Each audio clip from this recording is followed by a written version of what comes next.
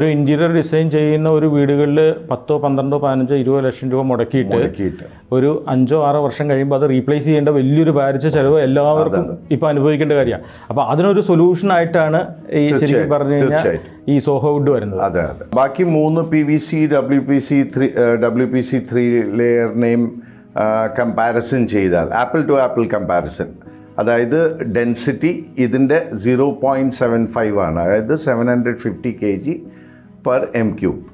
Okay okay. ഇതിൻ്റെ density കട്ടിയല്ലേ?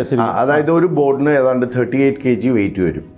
നമ്മുടെ കട്ടിയല്ല, കട്ടി എന്ന് പറയുന്ന തിക്നെസ് ആണ്, അത് 17 mm ആണ്, അത് വേറെ തിക്നെസ്.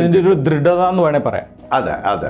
അതായത് ഇതിൻ്റെ ഡെൻസിറ്റി, ഈ ഡെൻസിറ്റി 0.75 ആണ്. അപ്പോൾ ഇതേ ഡെൻസിറ്റിയുടെ 3 ബോർഡും ഞങ്ങൾ വാങ്ങിച്ചു മാർക്കറ്റിൽ നിന്ന്.